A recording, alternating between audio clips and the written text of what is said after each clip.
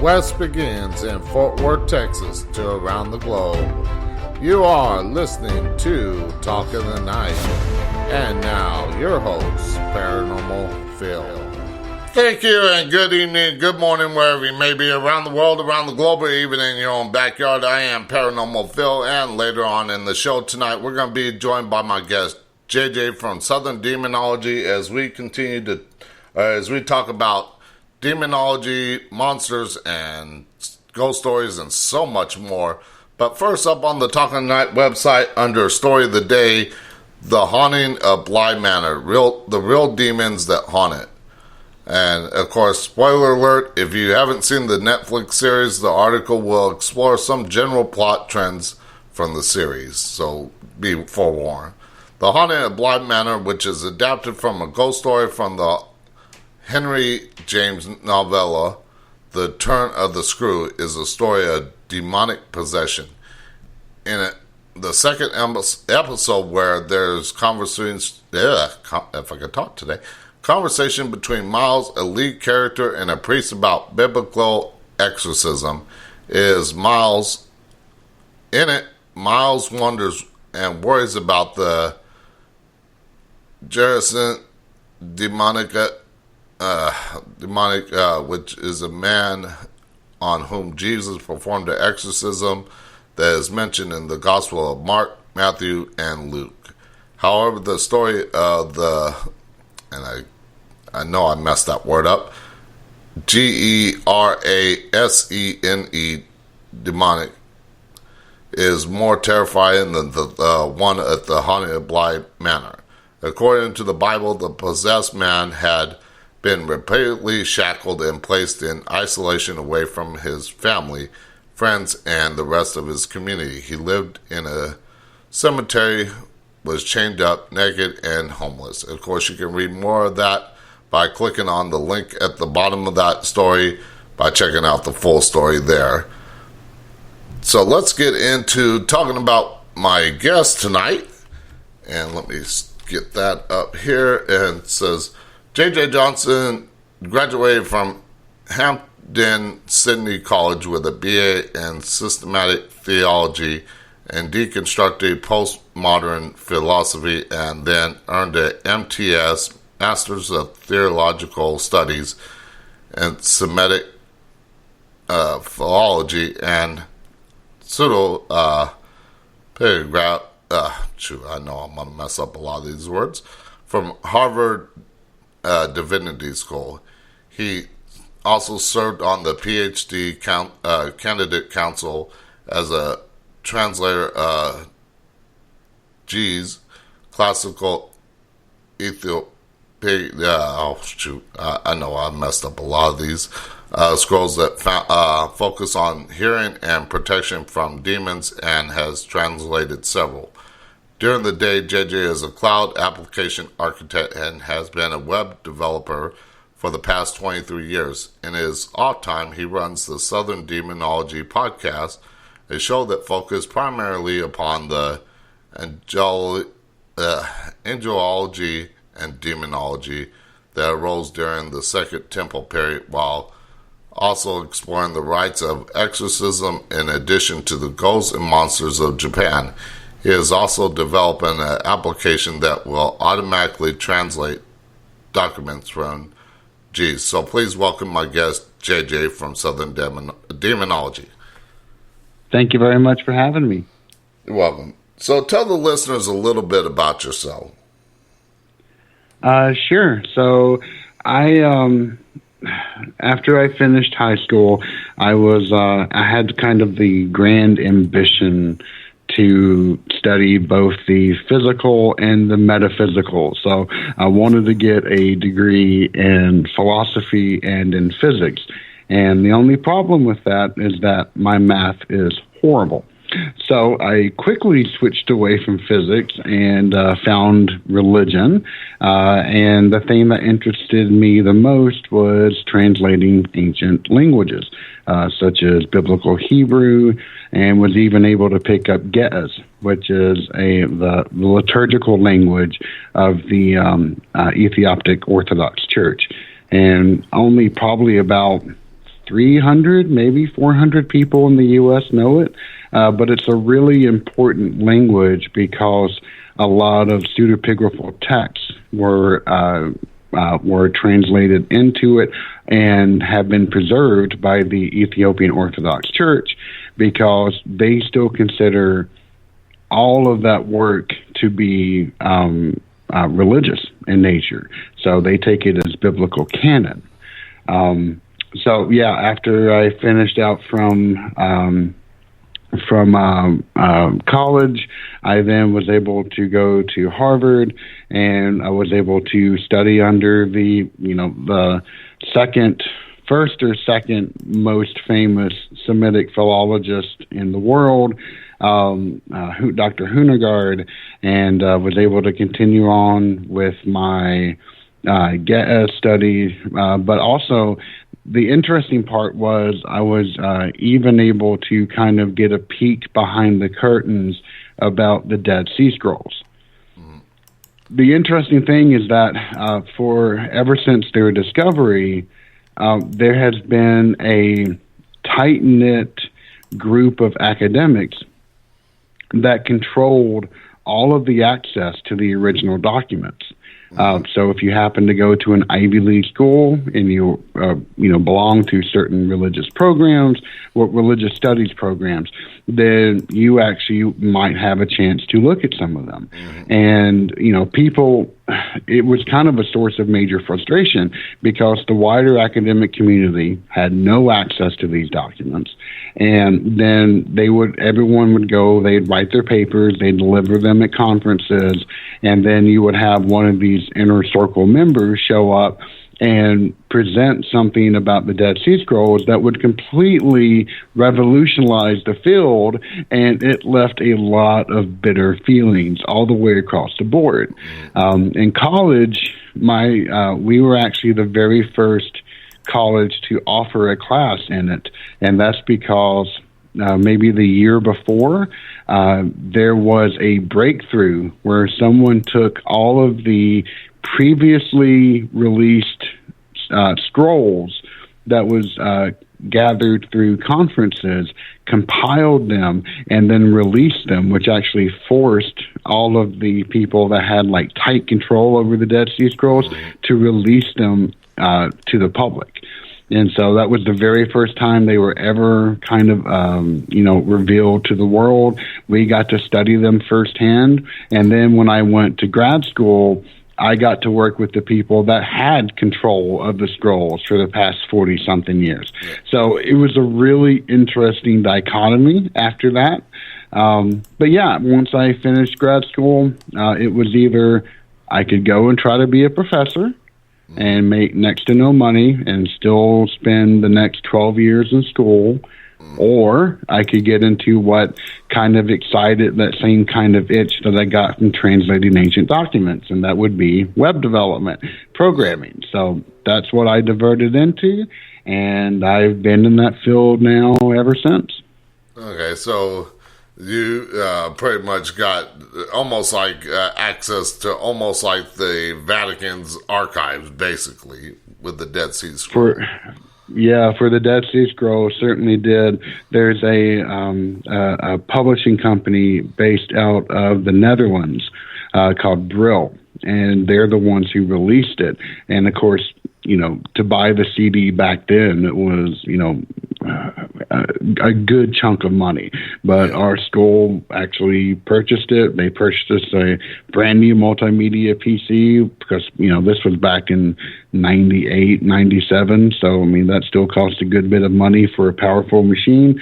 And, they gave us the keys, and we had professors knowledgeable about all of it, and it was fantastic.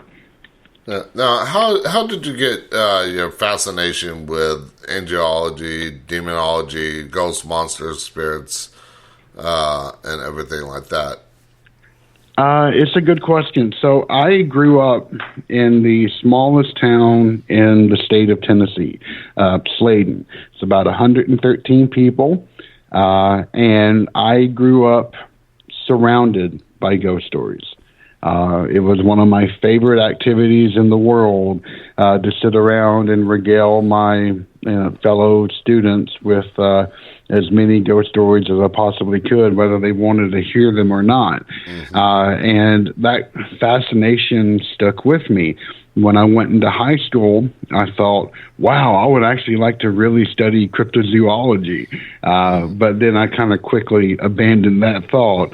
But the idea was still kind of there. And luckily, the period that I became really fascinated with, and that is Second Temple Judaism, it was this really interesting time because ancient Judaism it did not have an enemy of God.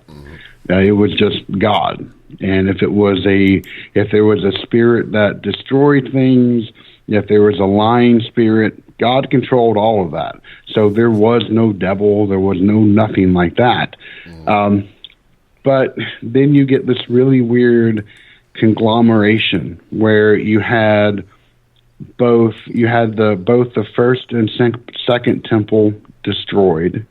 You had its people scattered to the winds, and during that exile, the people came into contact with Zoroastrianism, and that religion, which has the oldest written religious documents in the world, had the most advanced dualism of any religion I've ever encountered. There was a God and there was a devil. And Judaism kind of absorbed some of that.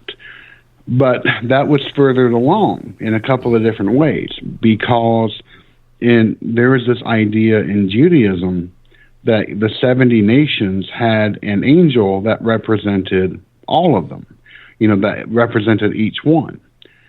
And for Israel, that angel's name was actually Israel.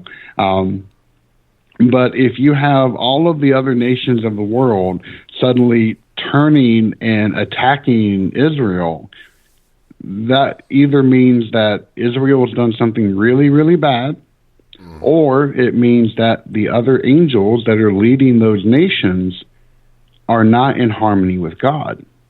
And so that, combined with dualism, erupted into this idea that there must be an enemy. And a lot of these ideas about the devil and demons really were formulated during the Second Temple Judaism period. And you can still find almost everything that we think about, we think that we know about demons now originated in that time period. And a lot of that is frozen in time. So if you start peeling back the layers of, well, how did we come to think about this, or why do we believe this is so, it usually erupts in Second Temple Judaism. So yeah, that's how I came into this field, and ever since then, I just kind of keep. This is actually why I started the podcast, because I had friends that would ask me, "Oh, hey, can you retell this story about why this is so, or why you started encountering this?" And they finally said, "Look, you've got to start recording this stuff." And I really wasn't into it in the beginning, but I finally started it, and that was back in 2017, and now we're 45 episodes later and have a pretty decent following, and it's been a ton of fun, so I'm really glad that I did. That's good. I mean, I started my career in radio about 10 years ago. That's awesome. I actually got started with because I've been in the paranormal field for 30 plus years, and I had an interest in listening to Coast AM and everything like that. I started out listening to Art Bell and everything like that, and he inspired me to get into wanting to do radio and everything like that. So I said, since I am really into the paranormal and everything like that, especially ghosts and spirits and everything like that, I said, let me start a show once a week, 30 minutes, talking about ghosts and spirits. And then it grew to 3 days a week. Then it grew to 3 days a week with guests. Then it grew to 5 days a week. Then things set me back to where I had to stop the show. started up again, and then 2017 is when I started Talking the Night, just because I wanted to do something kind of similar to Coast AM, but without all the sales pitches that George Norrie does nowadays. Yep. I mean, you can't go 5 minutes without him pitching something, but... You got that right. No, I love Art Bell. In fact, for the past probably year, I've been falling asleep listening to old recordings of his on YouTube that I found, especially from an uploader called The Wolf King. He does a really good job of preserving all of those. But the other thing that really got me into all of this, just to finish up that story, sorry, I just remembered this, is in college, I was assigned as part of a religion class to read Hostage to the Devil by Father Malachi Martin.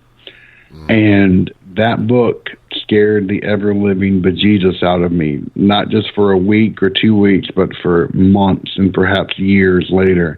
And I became fascinated by that. And so luckily that kind of interest dovetailed with exactly what I was studying for my graduate school thesis.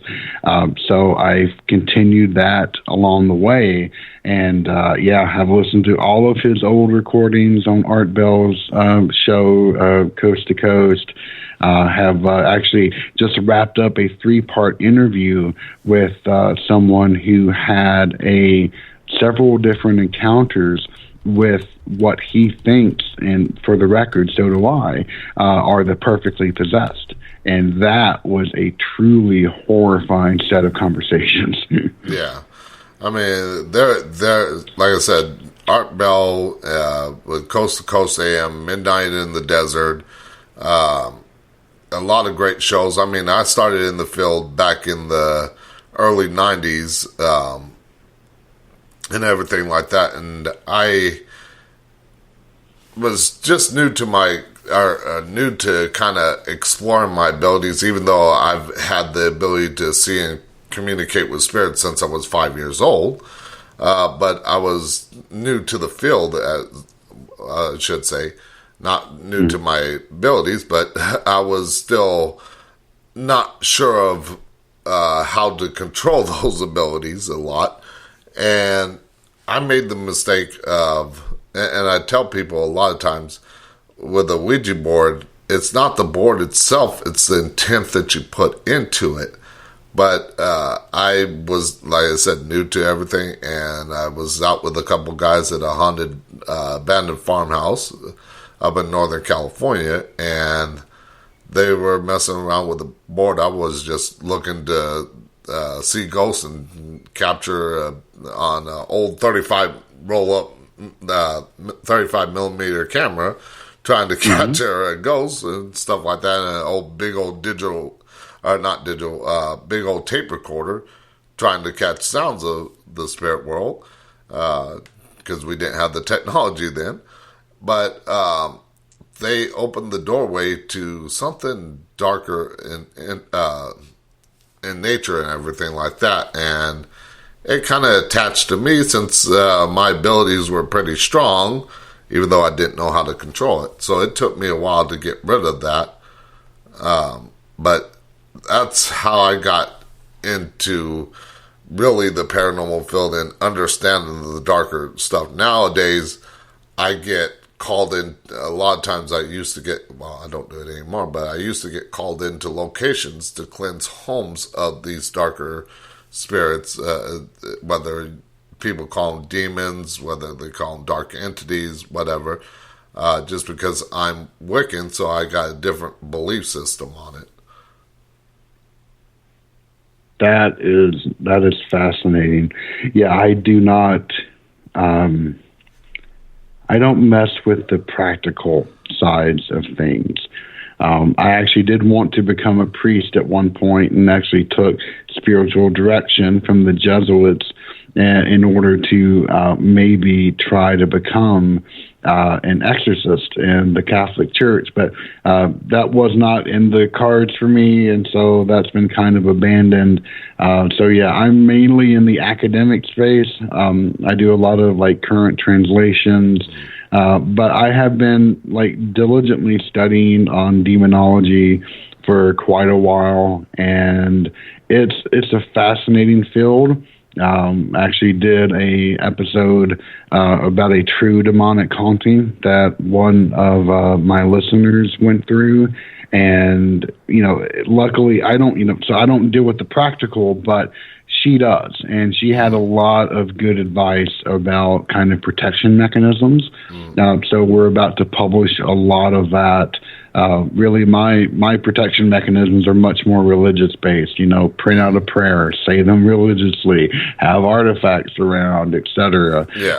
So it's doing the podcast has like really put me into a truly diverse group of people that have a lot of skill sets that I don't have, and I'll be the first one to tell you if I know something or if I don't know something. So. Yeah, same here. I mean, like I said, it took me a long time to build up my abilities and everything like that to where I could actually go in and do the work that I used to do as far as cleansing the homes of these darker spirits. Now, I mean, I can give you plenty of stories on things that I've encountered. One, I did a home where a Ouija board was used improperly, and of course, I would go into the room alone and tell everybody that was in the paranormal group with me, stay outside for your protection, but also my protection, just in case you got to come in and get me. But I did not want to infect them with this stuff because I knew exactly what I was doing. And I go in protected by a bright white light because the darkness hates that. And I go in, I do my thing as a Wiccan, different chants, prayers, and stuff like that. And they noticed this thing running from me as soon as I started. It started running away from me. It just did not want to be a part of anything that I was doing. And that is fascinating. And then there was another story. Now, this one, I'll make it as quickly as possible, but we had a case that we called Demon Behind the Garage case. And this one affected me pretty good. It didn't get me completely, but it affected me. And we were there to talk with the client, and I guess the sister was kicking her out, but they had been messing with the darker side of the cult, and they had upside down crosses wrapped in burlap with blood on them. I'm pretty sure that they were using the Ouija board as well as wrongly and everything like that. Oh my God. But we were there.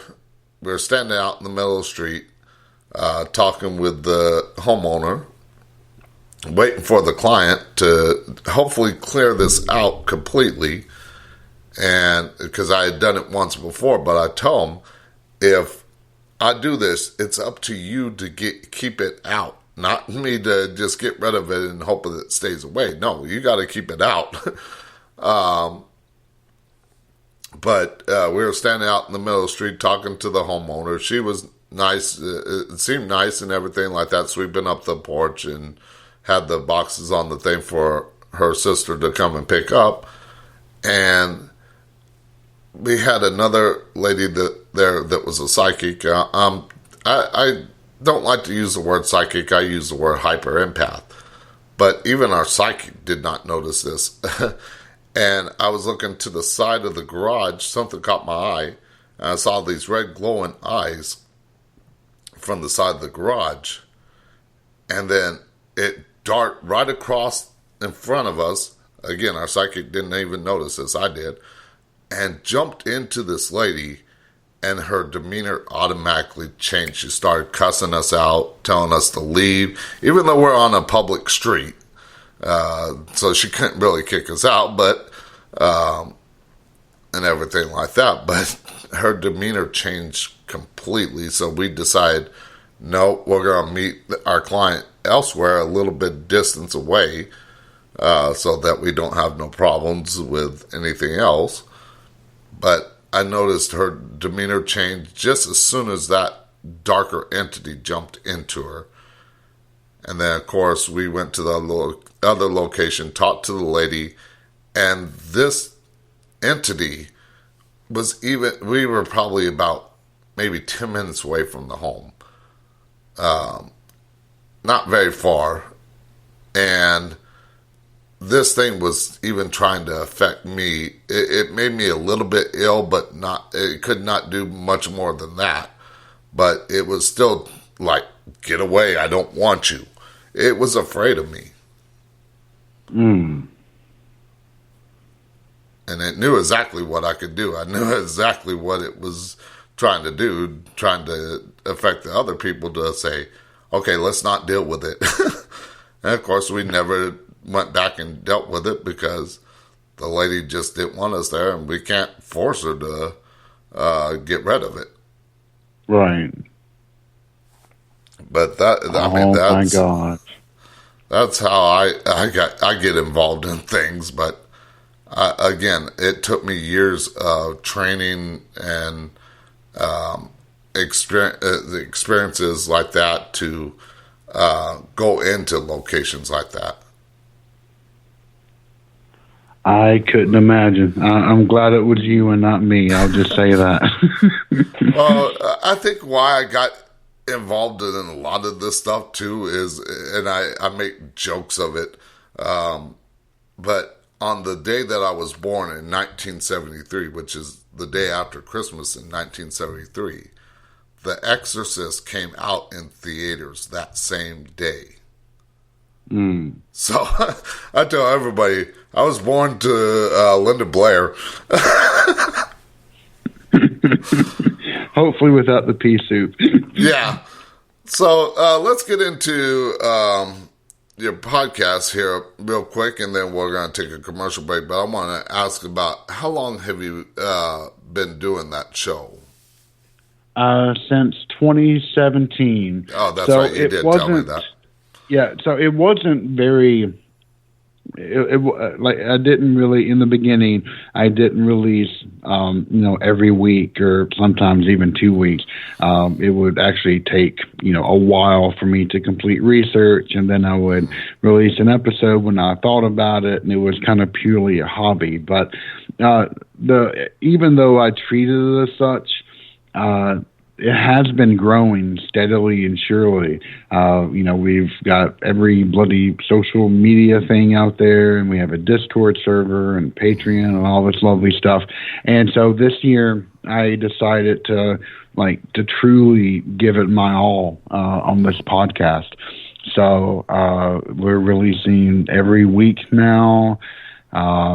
I've upgraded all of my audio equipment, all of my sound editing, and actually even switched my podcast distributor back in early March. And so far, things are going really well, and it's been it's been an absolute blast, and I love getting to do it. Yeah, I mean, I started, like I said, doing it as a hobby. Like I said, talking about the paranormal. I love talking about it. So, yep.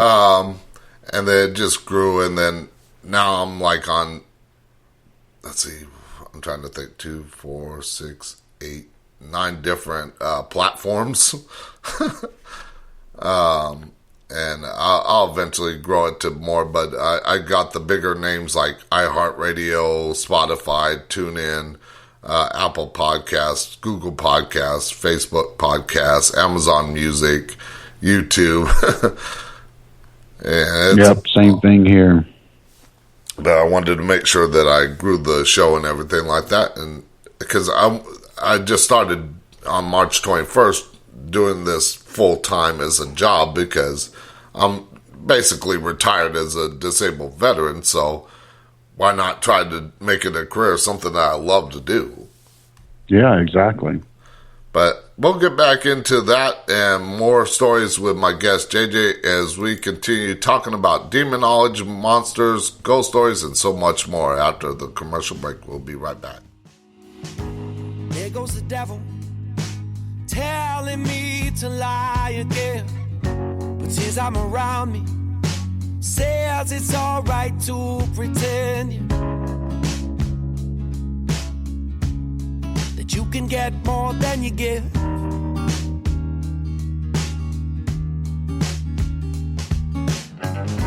And he wears a raincoat that celebrities have autographed, and they're working for him on his secret special staff. He gets a couple more, yeah, sent to him every week.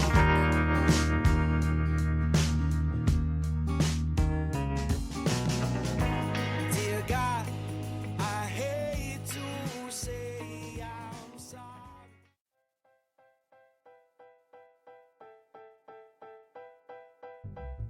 Do you have a talk radio, Facebook Live, or YouTube show and would like guests for your show but don't know where to go to get them? Well, go to radioguestlist.com and sign up today.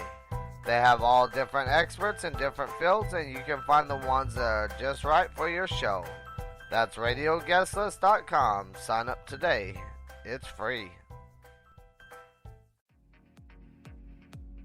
To advertise on Talk in the Night, send an email to talkinthe.night@outlook.com. Talk in the Night has plans to fit your budget. Get your product or business heard around the world by the Talk in the Night listening audience. Plans include 30-second spots and banner ads on the show's website and mentioned on the social media sites. So get your product or business heard around the world today.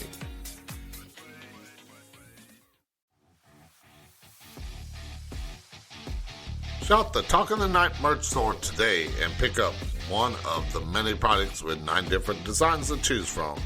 The store has men's and women's apparel, drinkware, houseware, and accessories. Pick up a t-shirt, coffee mug, or anything else on there and support the show today.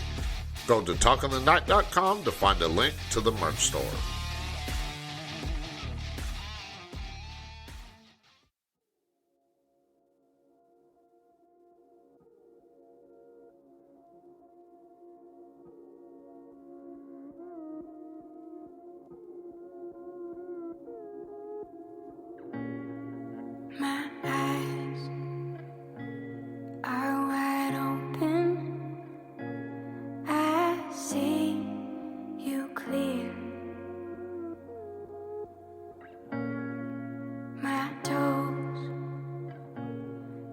The same floor our world has been shaking on. Oh, what's your soul saying? Oh, is your world And now, back to Talk in the Night with your host, Paranormal Phil. Okay, and we are back with my guest, JJ from Southern Demonology, as we continue talking about demonology, ghost stories, monsters, and so much more. Now, JJ, I want to ask, talking about your roots of living in the Bible Belt, did your interest in the studies that you took in college and everything come from living in the Bible Belt? It was definitely influenced by that. Where I'm from, there's a church every 2 miles. And of course they, go by various, Protestant denominations, but really if you got all the preachers of those churches in the room, it's, even they would kind of be hard pressed to tell you the difference between them. In fact, a lot of them would kind of flit from church to church as it would go along. But I heard my fair share of hellfire and brimstone sermons growing up, and that definitely left a lasting impact about wondering about the devil and about hell itself, and theodicy. How can a just God allow for something like that? And so that kind of, when I first went into religion, I was actually wanting to go more for theology, because I have a love for philosophy, and theology kind of fit straight into that vein. But once I started learning biblical Hebrew, that's where my interest kind of diverted. And I'm like, okay, I have to study ancient languages now. That's just my passion. And it was, and I'm glad it did, because, although it took me away from what I thought I wanted to study, it opened up so many more worlds that, if I had to go back and choose all over again, I wouldn't change a thing, except for maybe the student loans. Yeah, I think everybody would love to change that. But now, in one of your podcasts, talking about the town that you grew up in and everything like that, in one of your podcasts, you talk about your town where the dead walk among us. And how many of the buildings in your town do you think are probably haunted? Quite a few. So the house that I grew up in, it's actually a log cabin that was moved several times. The actual logs of it were. And it's been around for more than 200 years. Wow. And growing up, we knew it was haunted. In fact, we called the spirit that lived upstairs Patrick.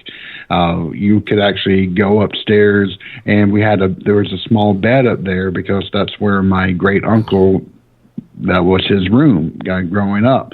And you could see a body print on the bed. Even though there was no wind anywhere in the house, the door that led to the attic would just blow open all by itself. There's a lot of other kind of creepy things that happen in the house, but the other thing was there are Indian burial mounds scattered all over the place. And actually I had kind of like one of my first true interactions with a spirit over at a neighbor's yard right in front of me. We were out, it was right around Halloween. We were out playing hide and go seek, but it was, ghost themed.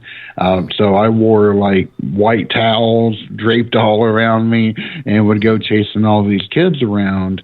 But there came a point in the night where I couldn't find anybody. And I finally went to the back of their house, and you could either turn to the right and go into their basement, or you could turn to the left, and there was just a dirt road that leads off into the woods. And that part of the woods we call the colons, because there are so many pitfalls and natural sinkholes that more than a few people have broken their legs just getting trapped in one of those. And I glanced down in that direction, hoping to find somebody, and I saw a solid white figure. And at first, I thought for some reason it was their older daughter, because she was tall and thin and a little pale. So I thought, is that her? But I just felt goosebumps all over my head. And so I quickly ran into their basement, and there all of the kids were, including the older daughter, sitting there laughing at me because I had been outside for so long in the dark looking for them all. Wow. Still don't know what that was. Something I wouldn't be doing. I learned my lesson pretty quickly. That was the very last night we ever did that. So, yeah, Halloween is my Christmas, basically. It is mine too. I love it. I love scaring the heck out of people. I mean, there's been plenty of times that I've scared people in my costumes that I used to do. I literally had people in the fetal position on the ground. I've made a person throw their phone 15 feet up in the air. But then again, of course, like I said, I was born the day after Christmas, so Christmas never really excited me. It was always Halloween. Yep, my birthday is right around Christmas as well, so I feel you on that one. Yeah. Now, so you talked about that apparition and everything like that. Was that your first paranormal experience, or? It was. I mean, there's always been Patrick, who we kind of jokingly refer to, but I never really felt any kind of danger or like truly scared by it. That definitely freaked me out more than a little bit. So, yeah, that was definitely the first, like, truly frightening experience I had with something. Wow. Yeah, my first experience was in the house that I grew up.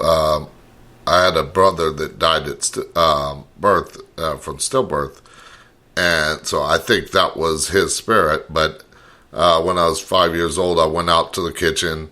I was going to grab something out of the refrigerator because back then in the 70s, you really didn't wake up your parents to do anything like that. Yep. And I saw this little boy sitting up on top of the refrigerator playing with the bomb, thinking, how the hell did he get up there? One. Two, I was like, can I play? Yeah.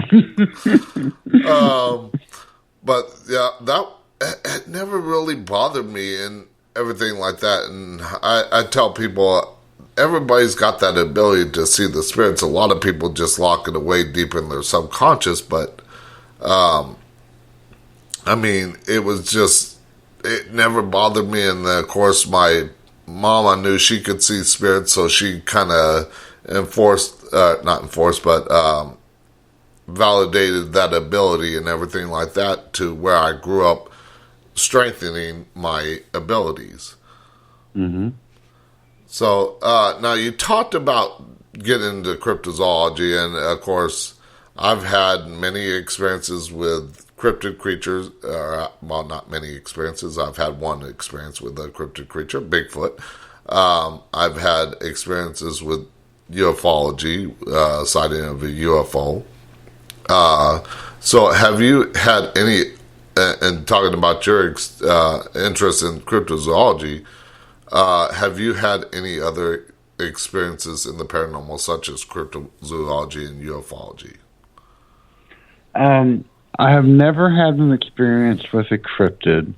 I have seen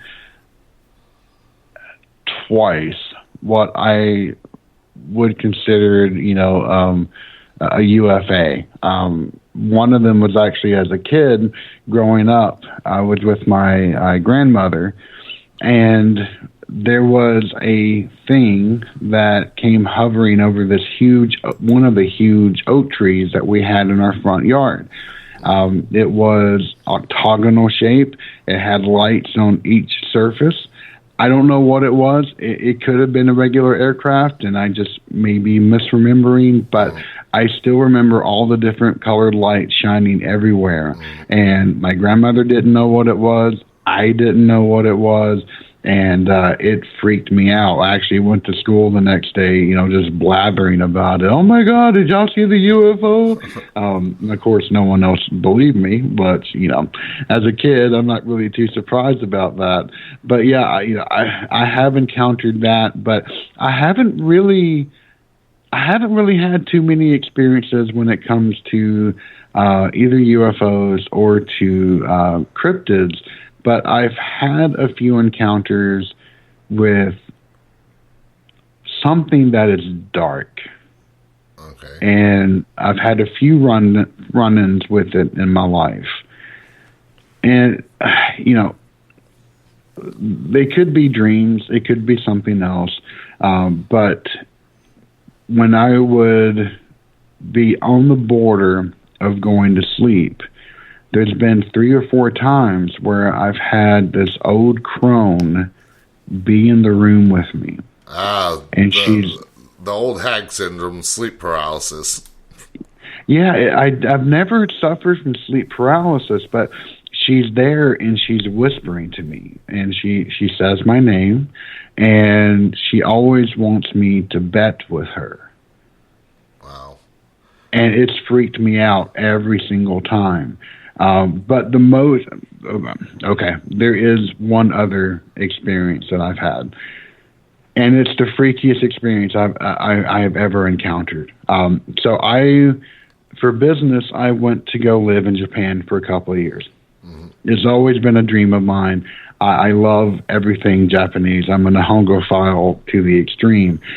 And I was living, I think it was on the 5th floor of a furnished apartment for work, and the apartment itself was maybe 300 square foot, but the balcony on the outside, it was almost the same size. I mean, it was massive and it was awesome. But it was very early in the morning. It's probably around 5 or 6 in the morning, and I fell asleep. And this was close to 3/11 in Japan, where, of course, the major earthquake happened, and Fukushima Daiichi and all that kind of stuff. Well, I woke up. I woke up to a dream, and the dream was there was a entity on the balcony, and it was screaming to be let in, but it was not screaming with an auditory voice. It was screaming directly into my head. I have never experienced something like that before. I still have no words for it. I even hesitate to use the word psychic attack, but this thing was just iterating Haidu, Haidu, Haidu. Did not know what that word meant, but I knew it wanted in. And I was doing everything in my power to resist it until I woke up to an earthquake. My phone, we have earthquake alarms on your phone in Japan. It was ringing off the hook, and it snapped me awake. But I still remembered that word. And so I went to my Japanese dictionary. I looked it up. Haidu, of course, means to enter. Let me in. Let me in was what it was screaming at me. Wow. Now, could it have been like a warning to, like a precursor to the earthquake? It could have been, but the other thing is that in Japan, most people, unless they can absolutely avoid it, they do not pass alongside a cemetery. And that's because there is a fervent belief that wandering spirits can attach themselves to you. And that's why even if you visit a family grave or you're forced to walk by or ride by a cemetery, you will carry and put purified salt into the corners of the entranceways in your residence. Well, of course, this apartment building I lived in, you could stare right at a cemetery that was no more than 30 foot away from the front entrance. And I walked by that thing almost every single day. So whether it was from that, it was that in combination with an earthquake, I don't know what it was. But yeah, I never took those stories anywhere near as lightly after I had that experience. Wow. Now, how do Japanese and Western world's spirit ghost stories differ? That is a fantastic question. I did an entire episode on this on Yurei, and I've actually had a few guests that went over kind of the more monster side of the house. But to the Japanese way of thinking, how do I best explain this? Like for most Western ghost stories, there are some that end in tragedy, or like they can truly end in, horrific physical attacks. But those are the minority. Okay. And to the Japanese way of thinking, spirits are just as deadly, if not more so, than anything else that you can find in the world. In fact, it was a spirit, a yurei, that was responsible for Japan moving its seat of government. That is how seriously they take the art of spirits. Yeah. And there's this idea of there's a solid idea of a corrupted divinity where these things, I think this is like one of the major keys, is that you don't have to like deliberately invoke a spirit. you can just randomly be in the wrong place at the wrong time, or pick up something that happened to have a spirit attached to it, and that will be your doom. If you've ever watched, some of the really fantastic Tales of Terror from Tokyo, which is still one of my favorite horror series of all time. Most of the stories are like that. Someone picks up a red ring, or they pick up an umbrella, and suddenly they are haunted, and there is nothing that they can ever do to avoid that fate. It almost sounds like people that have experienced picking up things from Bodie, California, picking up stuff and being cursed, basically, until they take that object back. Exactly. In fact, there's a version of Ouija that is practiced in Japan called kokuri-san. And all you do is that you take a piece of A4 or notebook-sized paper. You write out all of the Japanese characters with a hi or a ie, yes or no at the top, and a small shrine symbol at the top. And you take a 5-yen coin, which has a hole in the middle of it, and you use it just like you would a planer. And most people treat it as a game, but there is a belief that if you do not release Kokuri-san from the game, then she will always be with you. So even it has some pretty dire ramifications, even to, Japanese school kids that like to fool around with it. Yeah.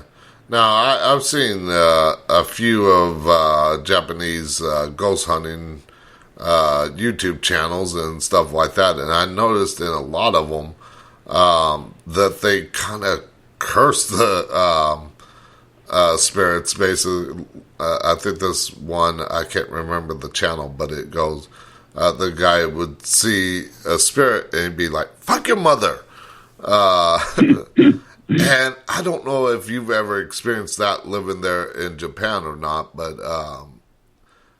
no, in fact, people are extremely reverent toward spirits. If anything, then you will call in a Shinto priest, and you will have them do a blessing, place talismans around in order to keep out spirits, or place salt around. But yeah, that normally people will do anything not to anger a spirit. In fact, one of the really funny things is that there's an entire legitimate arm to Japanese real estate that you will just randomly come across an apartment that is beautiful and huge, and it's dirt cheap, and you're like, uh-oh, something's wrong here. And sure enough, that would be a haunted place. And they have to tell you these things before you move in. And almost guaranteed, if you do move into one of these places, you're not going to be staying long, because most of these things just stay empty and abandoned because they can be so horrific to live in. Okay, so I mean, yeah, like I said, I cannot think of the channel for the life of me, but it's been on, featured on Nuke's Top 5 on YouTube, Chills, Slap Tam, and everything like that talk about different ghost stories and stuff like that. But like I said, it just amazed me that they'll be in an abandoned building and they'll see a spirit that moves something, and they're like, "Fuck your mother," and screaming it out in Japanese, and it's like, dear Lord. Yeah, I've never encountered that. I'm not saying that it can't happen. And you do find Shinto priests that, they want to be very commanding in order to try to dispel any kind of evil spirit. But yeah, I will have to check. I'll have to hunt that down and check that out for myself. That sounds really interesting. Yeah, if I can find the link, I'll send it to you. Or at least the channel name. And I'll send it to you. Like I said, it's hilarious. But now, just before we go to break and everything, because we got about 6 minutes till break time, tell us about, now you mentioned the spirit outside the balcony kind of telepathically saying Hido before the earthquake. Now, was that the terrifying ghostly attack in Tokyo that you talked about? It was. Okay. I wanted to make sure because I wasn't too sure if that was it or not. Now, what are some of the stories of Japanese ghosts and monsters that you've studied or heard of or experienced there yourself? So that was my only experience directly, but there is such an amazing variety of both, ghost stories and monsters that are in Japan. Most people, actually, the entire kind of episode I did on Yurei or spirits kind of went over all of this. But for example, if a non-Japanese person watches The Ring, Ringu, or The Grudge, Ju-on, then you'll notice that a lot of these ghosts tend to have very stereotypical features. They're dressed in a white dress. They have very long black disheveled hair. They operate in very similar manners. And a lot of that dates back to, if my memory serves, the 14th century, where there's a really famous painting of the very first Yurei that was done. And that has stayed true in Japan for all of these centuries. The one of the amazing things about being in a country that has, thousands of years of history under its belt is, everything casts a very long shadow. So, understanding just even a little bit of that history will help anyone watching a modern Japanese ghost story understand, some of the significance behind some of the visual cues that they are constantly giving. But in terms of monsters, they're fantastic. Like you have the Tengu, who are these winged beings that have very long noses, and they're kind of, depending upon the tale, they're either pranksters or they are truly vicious enemies of humanity. But I think one of my favorites has to be Kamikaze Obake, which is the umbrella monster. There's this belief that if you keep an object around long enough, then it will come to have a soul, and that therefore it can actually become alive. And if you mistreat it, then you will suddenly have a monster on your hands. And so the kamikaze is an umbrella, which the pole that you hold the umbrella up with becomes a leg, and it has one eye and a huge wicked tongue that can lash you. Some of the visuals that are some of these yokai are just absolutely beautiful. I fell in love with them, and I still have been in love with them ever since. I mean, a lot of people, when they think Japan, they think monsters, they think Mothra, Godzilla. That's true, and I love them too. But yeah, no, there's such a rich history of monsters that have lasted for 1,000 years, if not more. They really kind of inspired some of the radiation crazed kaiju that have come out. But yeah, I mean, it's just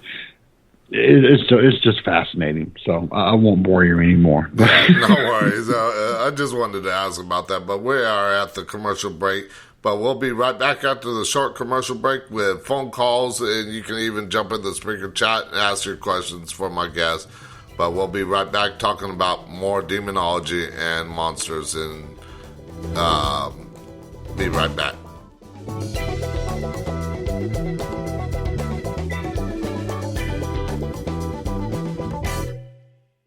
In this life that is bad,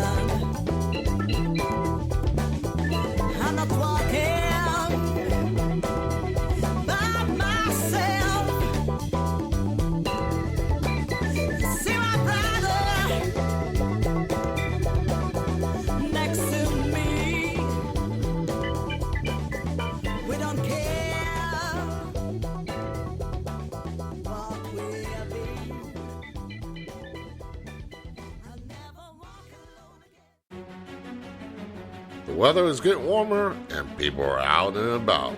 Well, if you love ghost hunting, now is the time to pick up some new gear. GhostStop.com has a wide variety of equipment to choose from, and one of those items is Blue Buddy. He's back. The talking bear every investigator wants on their team. Click on the Ghost Stop banner ad at the top of the show's website and pick up your Blue Buddy today. Go to spring.com and sign up to create your own design or choose from a design from one of the many creators on there. Spring has ways to integrate your store on social media, custom stores, and they have digital and physical products. While you're there, check out the Talk in the Night merch store. To get started with Spring today, click on the banner ad on the Talk of the Night website.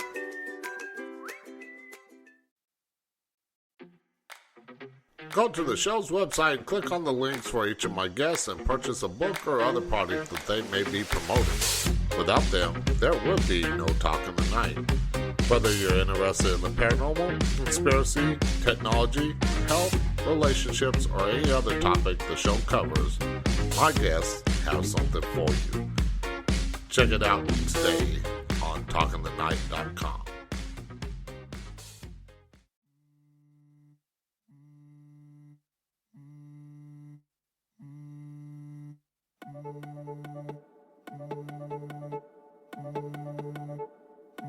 I just wanna fight for a cause.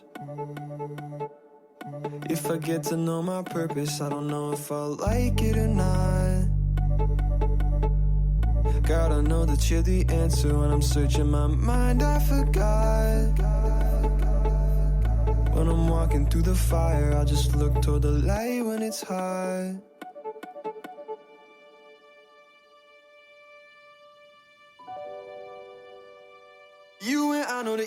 To call into the show, Skype Talk in the Night, or by phone at 817-717-1280. Now back to Talk in the Night with your host, Paranormal Phil. Okay, and we are back with my guest, JJ from Southern Demonology, as we continue talking about demonology, monsters, ghost stories, and so much more. Now, the phone lines are open. I want to mention this before we talk again with JJ here, is the phone lines are open. You can use Skype using the Skype name Talk in the Night, or by phone at 817-717-1280, or you can sign up for a free account on Spreaker. It don't cost a dime, and you can chat with me during the show. Pay attention to the chat, and any questions you ask there, I can ask my guests there too. So we did have a question in the chat. It was in the first hour. I was like, I'll ask it in the second hour. But my listener wanted to know, how can we tell a demonic haunting from a poltergeist? That is a good question. So,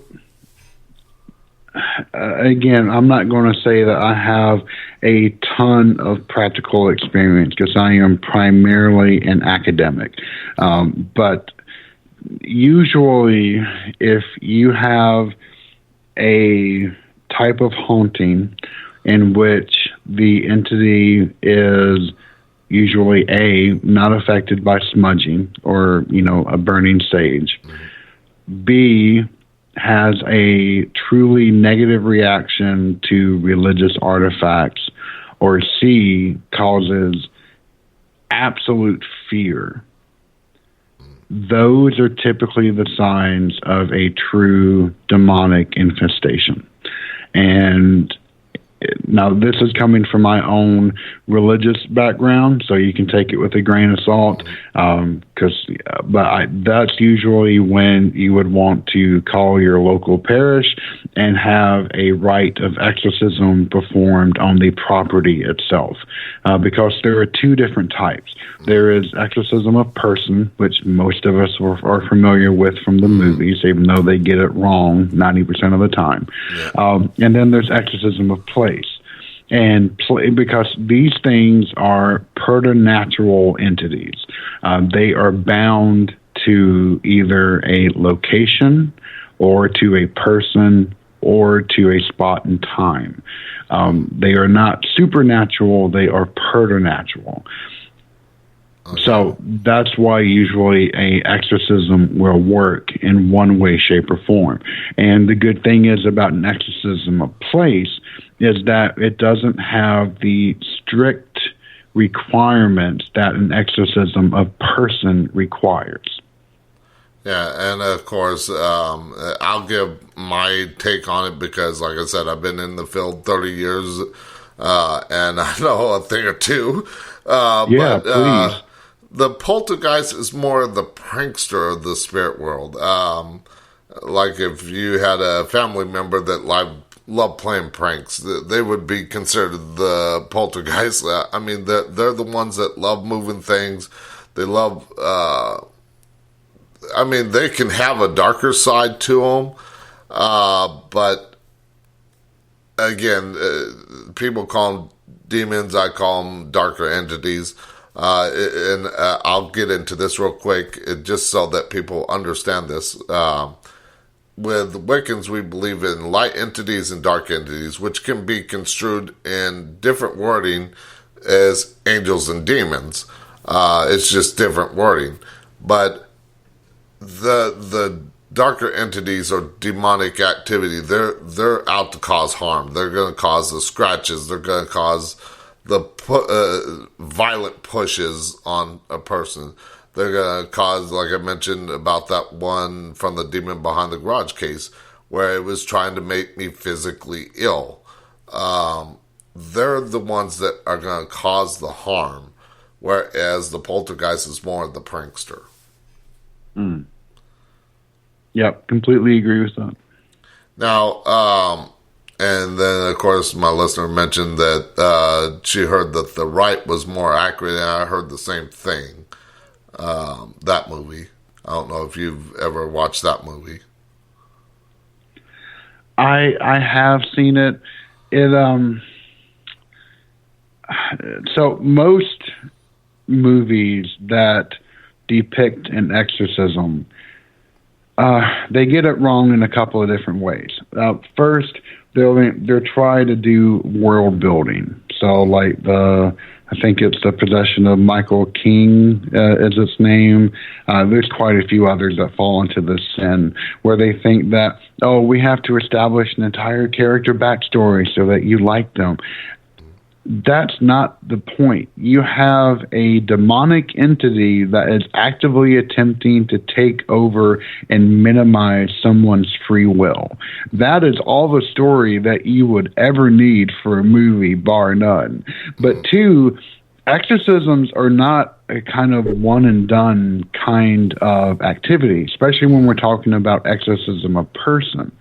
The most famous case, which, of course, The Exorcist, the actual story is about a little boy, and that was actually caused by, at least according to the book, a Ouija board, and they called in a regular priest. Well, I think it was pastor actually, and then he was stabbed through the arm with a bed spring. Had to call it off. And this is when they contacted their local parish. And he was then transferred to a Catholic university where they performed the rite of exorcism for over 6 weeks. And nothing could actually disturb this entity from the boy until there was a vision of St. Michael in the chapel to the priests that were gathered there. And it was only that which allowed them to break the hold over the entity. And the other weird thing about that case is that the possessing entity claimed to actually be the devil itself, and that is extremely rare. I mean, the devil doesn't really have time to deal with peons like us. But yeah, and so that story has all kinds of interesting deviations from your typical story of exorcism. Yeah, and of course, that's one thing. I mean, like I mentioned about cleansing homes of darker entities. That's what I do. I'm not there to cleanse anybody of any darker entities. That's not in my wheelhouse. But it wouldn't be in mine either. but as far as getting them off of the property and getting them out of the person's life and everything like that, I can do. Now, another question is, can anyone become a demonologist? Because I know you mentioned that there's a lot of study to it and everything like that, but the person wanted to know, can anyone become a demonologist? So there's a couple of different facets to that question.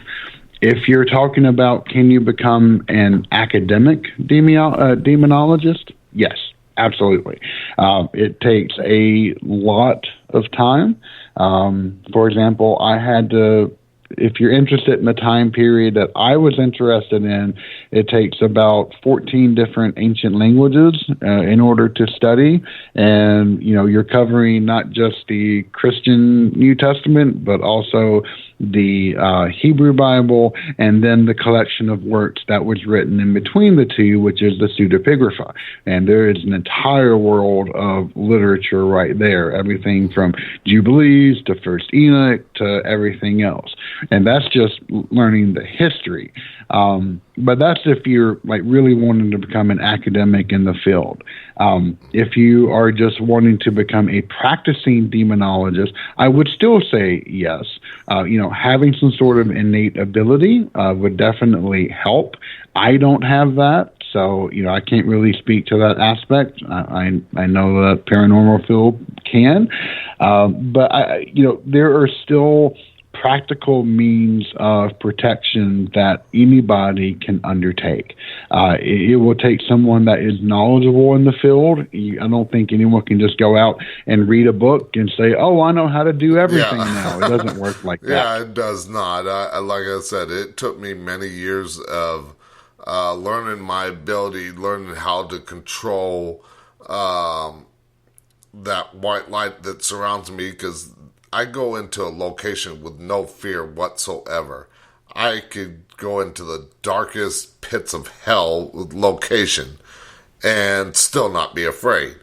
But it took many, many years of learning that, studying, learning different techniques in meditation, learning how to control my breathing, learning how to connect with spirit, and so many different things that would take like a couple of different shows to do. But like I said, it's, as you said, not overnight. It's not going to happen overnight. I actually have a question for you. Sure. So when you were training to, be able to have more control over your gift, does that involve any way, shape, or form being able to manage your vibrational frequencies? I've heard a lot of people put a lot of stress upon that, so I was curious about your take. Yes, that's one of the techniques. Because, you got to have that good vibration, because if you have like a negative vibration, the spirits are going to kind of notice that and affect you more different. That's why that vibration, that aura, that white light that I always have around me, it kind of protects me because that's that good vibration. And again, like I said, it would take many shows to cover something like this, but I got other guests that want to talk. I don't do a show just strictly on that. I could, but it would take me probably 7 years to cover everything. I couldn't imagine. So, again, here's another question. Let's see, where was it? What books would he recommend to be more familiar with demonology? And I guess this is my friend. She is always listening into the show and asking questions like this, and she's interested in that darker side of things to help people. So I would highly recommend anyone interested to read Father Malachi Martin's Hostage to the Devil.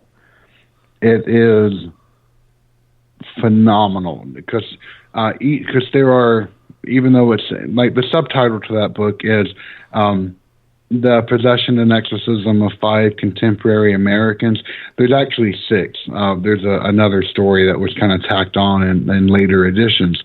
But it goes through the life of the possessed, the life of the priest, and then it goes into the actual exorcism itself. So you see the full cycle of everything that's involved in the case, but moreover, he includes some appendices in the back, which kind of goes over the more theological grounds. And that just by itself makes it one of the most standout books that I have ever gotten to read on the subject. More than that, if you're looking more from an academic perspective, I would definitely check out books of the pseudepigrapha. First Enoch is extremely interesting. Whether you believe it or not, it is a non-canonical book, so it's not believed by anybody but the Ethiopian Orthodox Church. But there you kind of have a full kind of, most of the pseudepigraphal books, and that just is Latin for false epitaph, where someone is pretending to be a figure from the Hebrew Bible in order to gain, a sense of authority when they're speaking about a particular subject.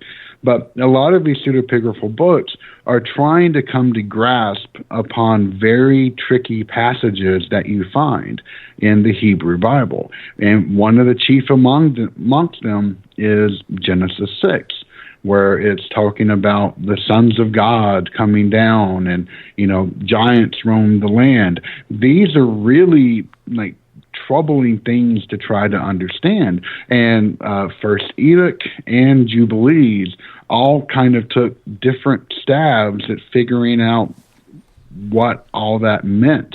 So it's just fascinating to me. So, okay, now I got another question. She's got a lot of questions, but why do you suppose females or children are more prone to demonic attacks?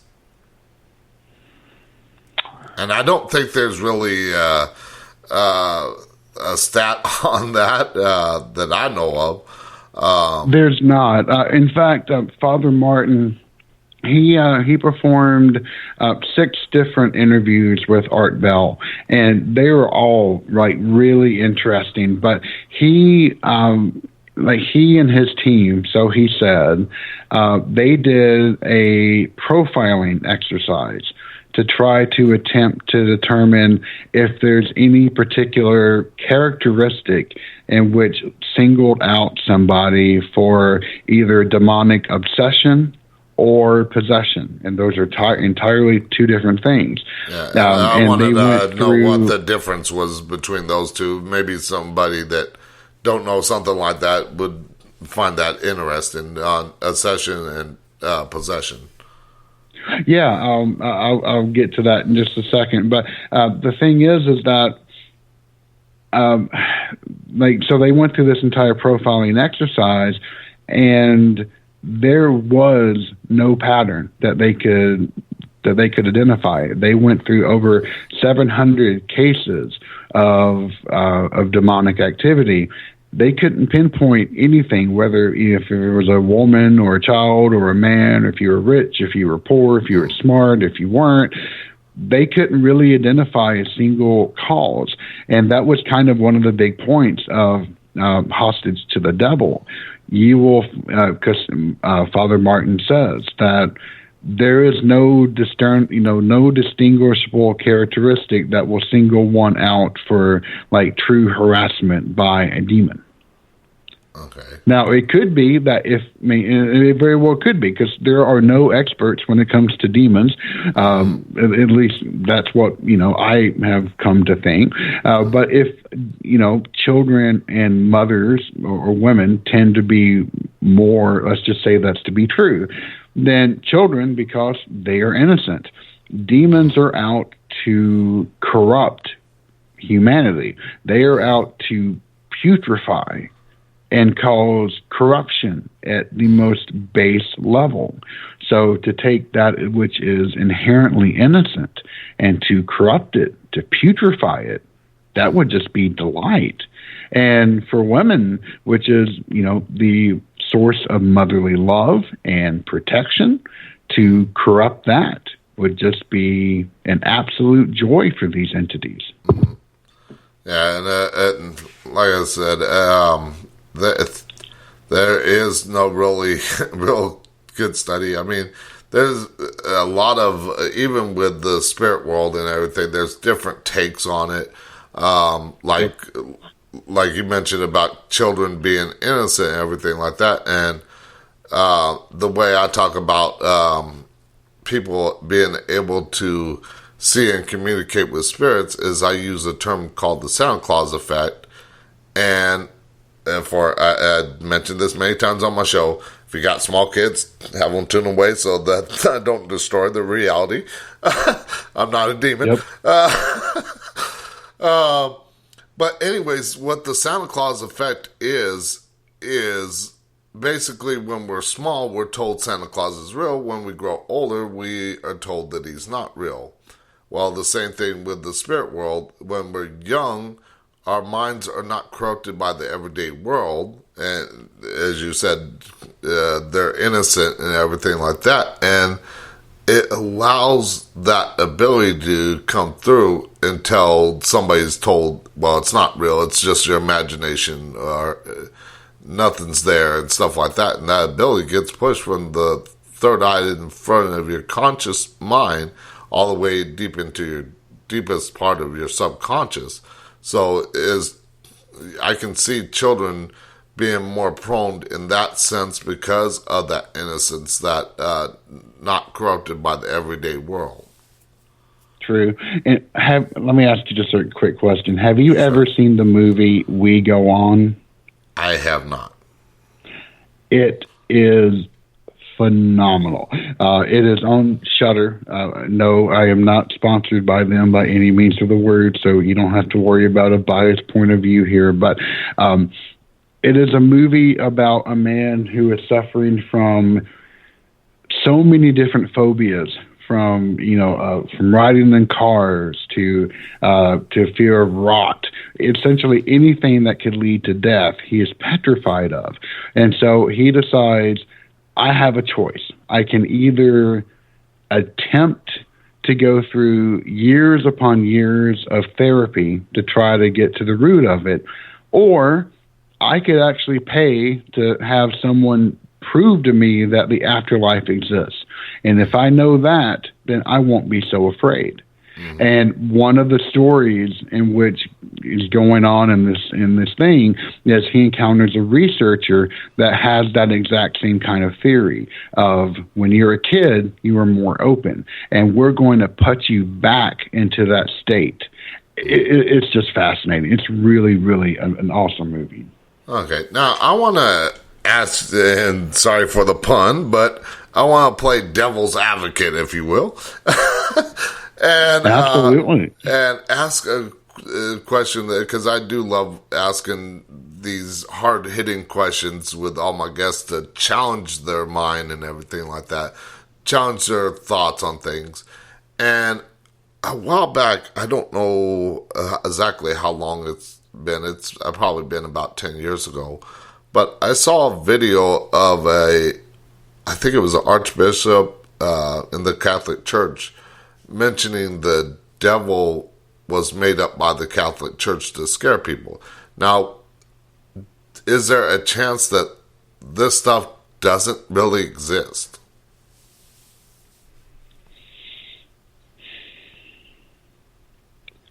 I would say no. And if an archbishop or any kind of official of the Catholic Church was stupid enough to say that, then it shows their true ignorance. If, the devil only came about because of Christianity, I would maybe say, okay, sure, why not?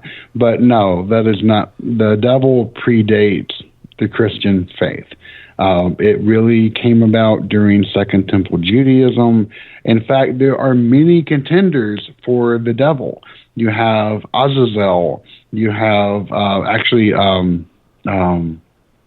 Baal-zebub, or as we say in English, Beelzebub.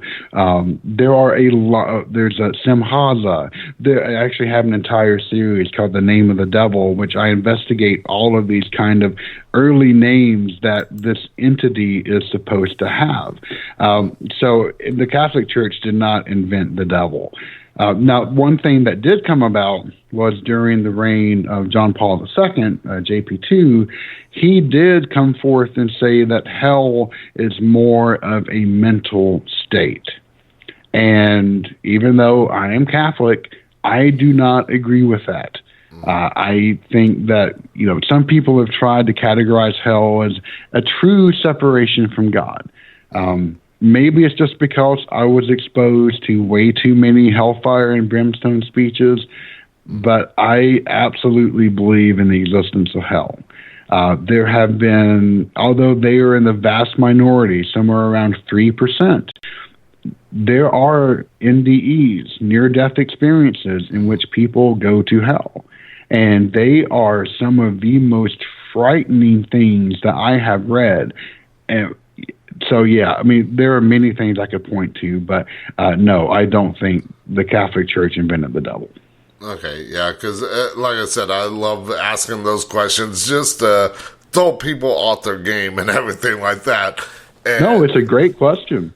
And because, like, a lot of studies in Wicca, the studying that I've done on Wicca and everything like that is a lot of the Christian faith came about because of Gaelic traditions, the harvest, Mabon, Samhain, and stuff like that, Yule for like Christmas, and the Catholic Church kind of, from what I understand, kind of took those things and kind of adopted them as their own. Oh, yeah, there's a lot of cultural appropriation going on. But I want to get one more question from our guest, and then after the commercial break, I want to ask you about the suicide forest, because I heard you mention it in one of your episodes. Yeah, sure. I do a lot of research into my guests and everything, so I have enough questions that make a show last 5 hours, but I only got 2 hours to do it. But the question here, why do you suppose mediums are more prone to demonic or darker entity attacks?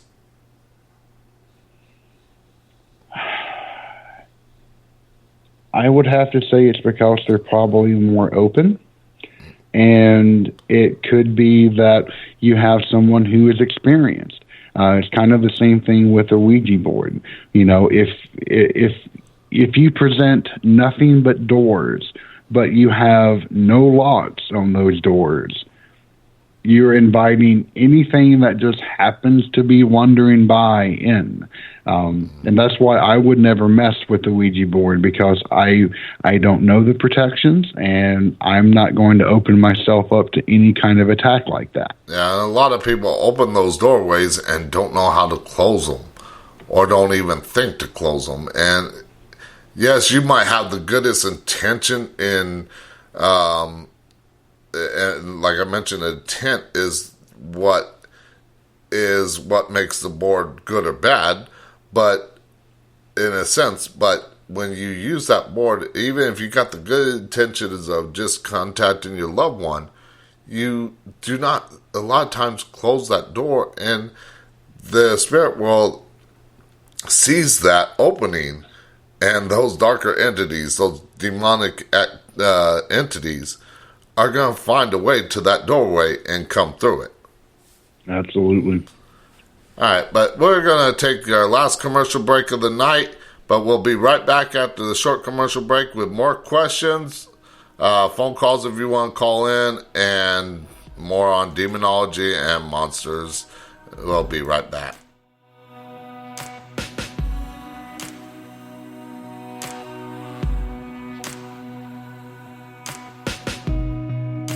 It used to seem so clear, laid out in black and white.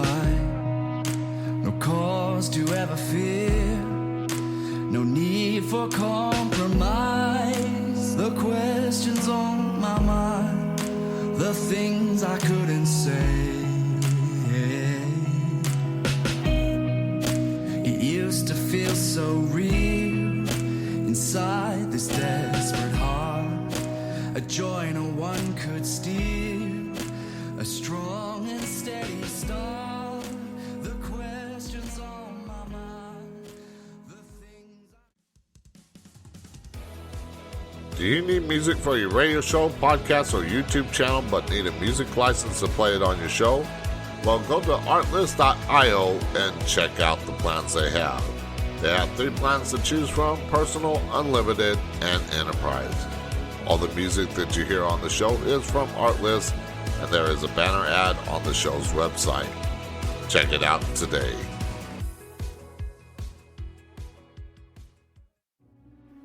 Do you love the strange, unusual, and weird unexplained mysteries? Do you like reading about the paranormal and other happenings? Well, I have the website for you, unexplainedmysteries.com.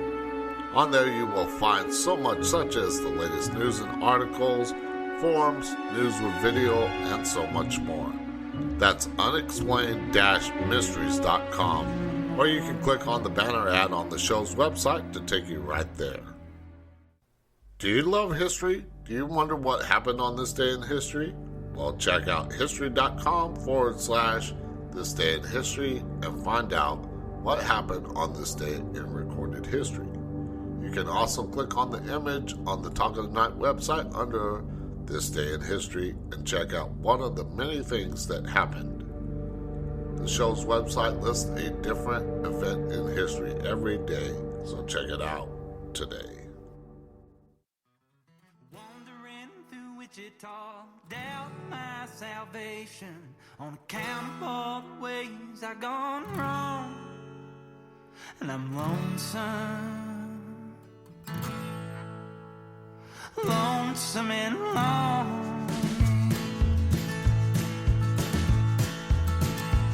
I've been searching for the banks of peace like a river, with a worn out liver and a hole in my soul.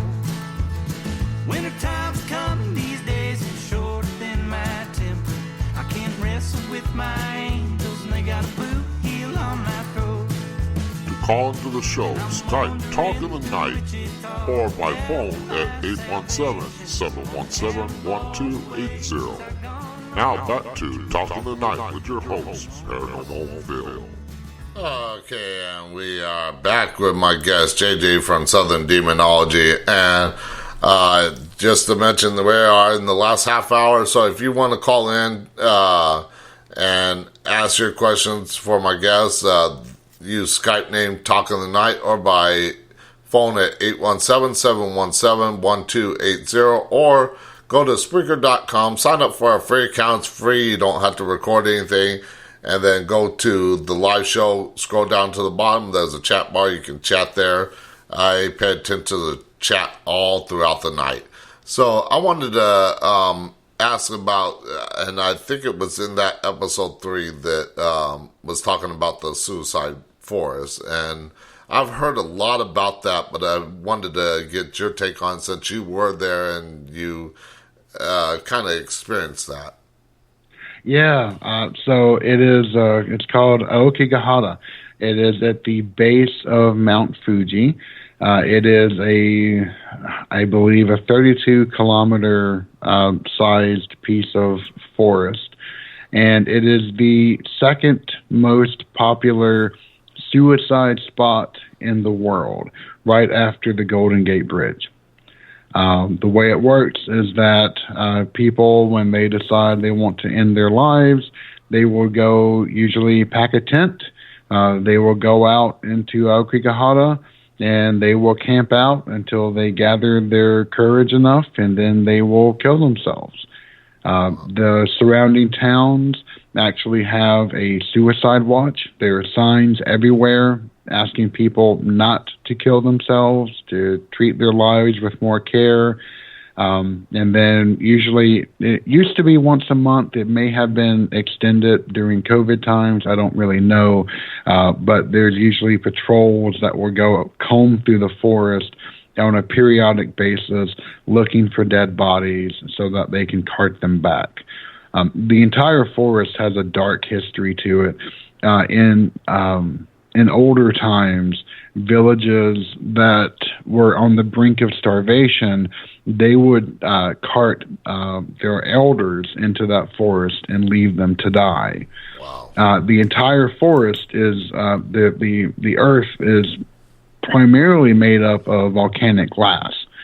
And so if you take a cell phone there, if you take a compass, they will not work. And when I went there, because I was in Japan, I was bound and determined to visit Aokigahara, the famous Juken, the suicide forest. Once you walk in there, the trees form a perfect sound barrier. So even though we were only maybe 50 foot from the road, it is dead quiet. You can hear a pin drop. But after we walked in there, and we only went maybe a quarter of a mile, you hear this low humming everywhere. And it's not something that is just like, it's not like it's tickling your ears, but it's something that's kind of, you feel more than you hear. And I have just those minutes alone in that forest left me more afraid than almost any other time that I can remember. So even though I was dying to go, I just had to see this place. I didn't stay more than 30 minutes because it was just entirely too freaky. And I can believe any and all of the stories that they tell about Aokigahara just based upon that little sliver of time that I spent there. And yes, I would like to go back, but again, I don't think I would make it for very long. Yeah, now there's a couple places that I would love that have a darker side to them that most people would turn away from and run. But one of them being Alcatraz, and I'm not talking about the island itself, not the prison itself, but in particular a solitary confinement cell. And I've heard on many paranormal TV shows that the people on those shows will not go in there alone. They will not go in there with the lights out, and they definitely won't go in there with the door closed. Just because of the activity in there. And of course, me being who I am, I want to do all three by myself with the lights out and the door closed for about an hour. But that's just my hat's off to you, my friend. Now, I want to ask a question because everybody's got their own takes on this, and different religions have their own takes on this. But do you think ghosts and spirits are just mainly loved ones and people that have passed on, or do you think some of them could be angels and demons? So if you're coming from a truly religious point of view, I've heard some people say there cannot be anything like ghosts that exist. It has to be something that was never human. In fact, a recent guest I had took that kind of hardline stance. I think that you have your mixtures. You have your leftover recordings. Things in which humans had such an impact upon a surrounding environment that it's almost like a groove in a record. Something will cause the needle to play whatever snippet of that thing was. And so you'll get a residual spirit of something around there. I think that that's entirely possible. But then you also have more thinking entities out there that I think are spirits. And they could be loved ones. It could be something a little darker. But then you also have demons that are actively attempting to cause harm. There is another category of things, and this is spoken of in First Enoch. I don't know if it's real or not, and actually I think this is the main reason why First Enoch is not considered canonical, even though it was considered that during the Dead Sea Scrolls period, is you have your angels, you have your demons. Well, you have your angels who then became confined demons, but there's another category, and that was the Nephilim, the giants. When they were born, let me just back up and tell you the full story just real quick. Sure. So when the generations of man were, and this is just their technical term, I'm not trying to be sexist in my language here, were put upon the face of the earth, God set forth a group of watchers, of angels, to look after them. And they saw that the daughters of man were beautiful and decided to bind themselves in a curse to go and take wives amongst them. And so they did, and the union of spirit and flesh produced abominations. They produced the Nephilim, which were giants that lusted after everything and decided to eat everything that they possibly could, usually actually at the same time. Well, after God heard all the crying in heaven, he sent down his archangels to take care of the problem. And so they sent the giants against each other in war. They were all slaughtered. They confined the watchers and put them into Dudael. But, and they also, God also unleashed the deluge, the flood, to wash the sins away. However, that did not get rid of the giants. The giants are still these airborne entities that not even the flood could erase. And the way that the text is written, it's almost like because they are a mixture, nothing could be done about them. In fact, there's a really famous prayer from Cave 4, and it's 4Q 5, 10, and 11, which reads, "And I, the instructor, the Mashkil, am making a proclamation of his," meaning God's, "glorious splendor, in order to instill dread and to terrify all of the spirits of the angels of destruction, the spirits of the bastards, demons, Lilith, howlers, desert dwellers, and those who suddenly strike in suddenness to lead and astray and establish spirit and to charm hearts." Because the Essenes, the people that wrote the Dead Sea Scrolls, they believed in a solar calendar. So the year was 364 days long to them. And that in time itself was a temple. And each side of that temple was 90 days, which left these 4 days of trouble, which even if you are a devout person, these things could still come in and take you over and sway your heart to do evil.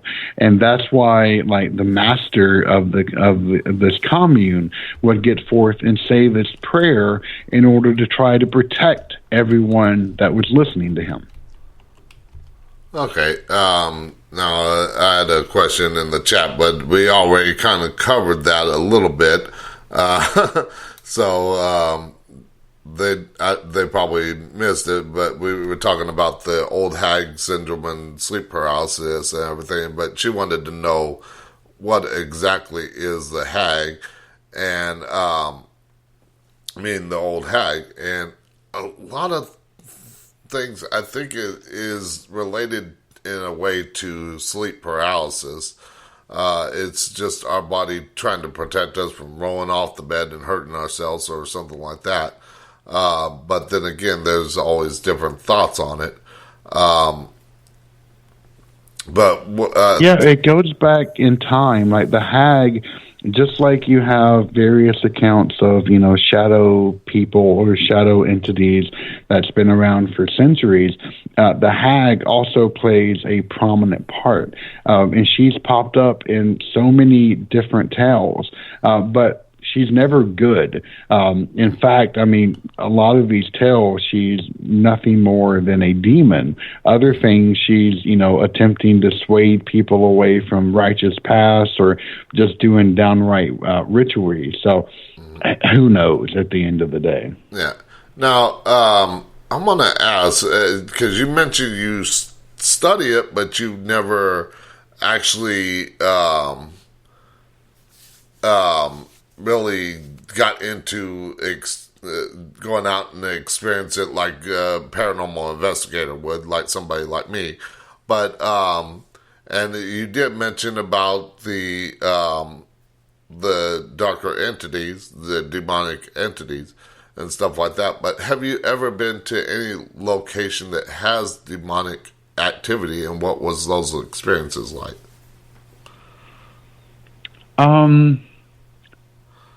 I can't say that I have. I have been to places that were obviously haunted.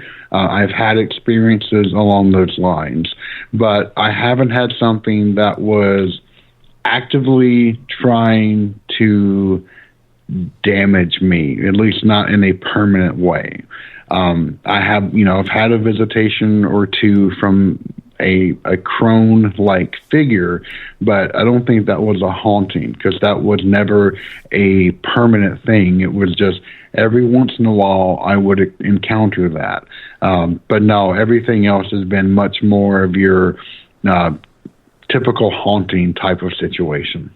Okay, now, because we got about 4 minutes before we start wrapping up things with you, but I wanted to ask this question because it was one of the things that you mentioned in the email about possible talking points, and I wanted to have you tell us about the spirits of Nephilim that broke the world. Yeah, so that was actually the thing about the Watchers that I was just telling about. The Nephilim they're frightening. I mean, you find, references to the Nephilim in Genesis 6, and then First Enoch is really trying to make sense of what these things are. But, then you find them carried over not just from First Enoch, but even into that prayer from 4Q 5, 10, and 11 that I spoke of. I actually wrote an entire paper in graduate school that kind of tracked down what each one of those entities that was written about was. And the one that kind of like took my attention, just not only the Nephilim, but also Lilith. Lilith is, kind of taken as kind of an anti-hero in a lot of modern feminist literature, but she has a really interesting period, because she started off as an Akkadian wind goddess, who then kind of became evil. And then when you get into the Hebrew Bible, there's a wide range. Like, she starts off as just kind of like a nightshade, a night hag who exists in the desert Dudael, where all the bad things happen to live. But then she, there's a period between that to when she becomes in later Midrash, where she becomes Adam's first wife, because the very beginning of Genesis contains two different creation stories, if you read it kind of close enough. And the rest of it kind of sprung up from a lot of Jewish tales from there. But it's kind of interesting to see where she is during that time period when you get to Second Temple Judaism. Is she just a regular night hag, or is she, kind of independent enough to have her own lore to it? Okay. So, yeah, like I said, I just wanted to ask about that just because trying to fill in the last seconds. Now, I do want to ask one question because, like I said, I've been part of many paranormal investigations and stuff like that, been on many different haunted locations. Now, have you ever been a part of or been asked to be a part of any paranormal investigation? I have not, and it's not from lack of interest. Like, for example, I really want to take part of an exorcism. Not to be an exorcist, you need to be a priest for that. Yeah. But every parish has or is supposed to have an exorcist on staff, and there are assistants that are called in. I really want to be one of those assistants to kind of help out, because ever since I was in grad school, I felt a true need to kind of help anyone in that regard. But no, I haven't. I've talked to a lot of paranormal investigators. I find their work absolutely fascinating. I will go on one of these, on one before, my time on this earth is gone, hopefully. But yeah, no, I haven't had the chance to do that yet, though. Okay, yeah, I thought I asked. Yeah, I've been to many locations. The Omen House out in Beverly Hills, which is 150 feet away from where the Manson murders happened. I've been investigated the Queen Mary, Tombstone, Arizona. Of course, plenty of times out at the stockyards here in Fort Worth. Since I live here, there's a lot of haunted locations here in the North Texas area, but I find fascination. I will say I have done more amateur-based investigations. For example, my college, which is older than the country, it has a church which most people get really terrified of at night. So I have actually gone with a couple of people, one of which was a Wiccan, and we tried to figure out and bless the place.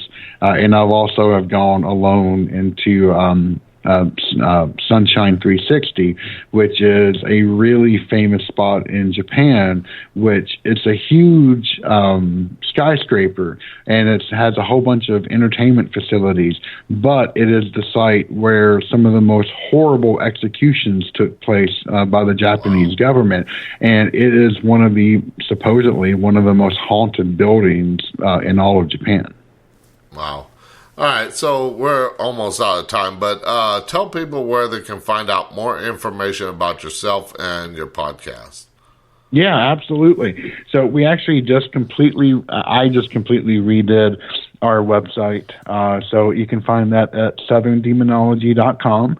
It has a list to all of our social media accounts, plus our Discord server if you want to ask questions, or our Patreon if you want to support. But more so, you can listen to all of the episodes right there. You have links to our YouTube channel and all that kind of good stuff. But you can find us on Facebook, on Instagram and YouTube and Twitter and everything else. But yeah, if you go to southerndemonology.com, you'll find everything in one convenient source. And of course, it's all linked up on the Talk of the Night website, talkofthenight.com. At the top, there's a banner ad that has Southern Demonology and everything like that. And you can click on that; it'll take you right to his website and everything like that. And support his show as well as support mine. And of course, last question for you before we start wrapping up things with talking about tomorrow night's guest. How can people get a hold of you if they want to tell you their experiences or be on your podcast? Yeah, absolutely. So you can go to the website. I have a contact form that you can fill out. You're also more than welcome to email me at southerndemonology@gmail.com. Or if you want to chat with a group of other like-minded individuals, we are a nice corner of the internet. Then you can join our Discord server. And we have about 95 people now, and we talk about anything and everything except for politics, racism, sexism, or spamming. We don't allow those four things. But right, well, I know my show covers a wide variety of topics, mostly the paranormal related, but I do every once in a while have guests on to talk about politics. I have guests on to talk about technology, science, health, wellness, dating, relationships, veterans issues, conspiracy theories. So I cover a wide variety of things, but I taken my life to trying to understand a little bit of everything instead of focusing in on one thing. Absolutely. But I want to thank you again for coming on the show. I would love to speak with you more. I mean, maybe be on your show one time, podcast one time to talk about some of the experiences I've had. I would love to have you on. I will absolutely send you an email after this asking for your availability. Okay. Well, Monday through Friday is pretty booked, but I can imagine. but yeah, like I said, I would love to talk to you. I mean, I could go days on many experiences. But I mean, shoot, I could probably do 7 years worth of shows in like a short span of time if I talked about them on like YouTube or something. But I don't have time to do that. But thank you again for coming on this show, sharing your stories, sharing about your podcast and everything else. And I appreciate the chance. I really appreciate. It was a really great experience. Thank you. And for those listening, tomorrow night we're going to be joined by my guest, Reverend Rob Lee, as we talk about spiritual healing, tarot, and talking with spirits. We might even get into some tarot readings in the second hours for listeners if we have time. So please tune in for tomorrow night for my guest, Reverend Rob Lee, as we talk about the tarot. And then, of course, if you want to know what else is coming up on the show for the rest of the week, go to talkingthenight.com. You can find all the shows there, what's coming up, and of course you can find Story of the Day, This Day in History, so much more. And of course at the bottom you'll find links to where the show can be heard on Apple Podcasts, Google Podcasts, iHeartRadio, Spotify, TuneIn, Amazon Music, Facebook Podcasts, YouTube, and of course right here on Spreaker, which there's a link up at the top of the page that says click here to listen live when I am live. And of course that is every Monday through Friday at 9 p.m. Central Time. Also be sure to follow the show on all the show's social media sites: Facebook, Twitter, Discord, Instagram, and of course YouTube.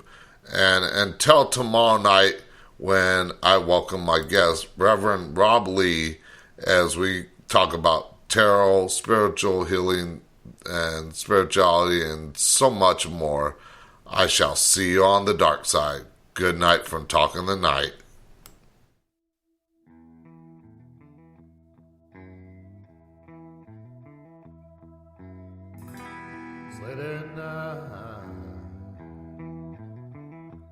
Darkness has fallen. Turn on the radio, and you hear him talking.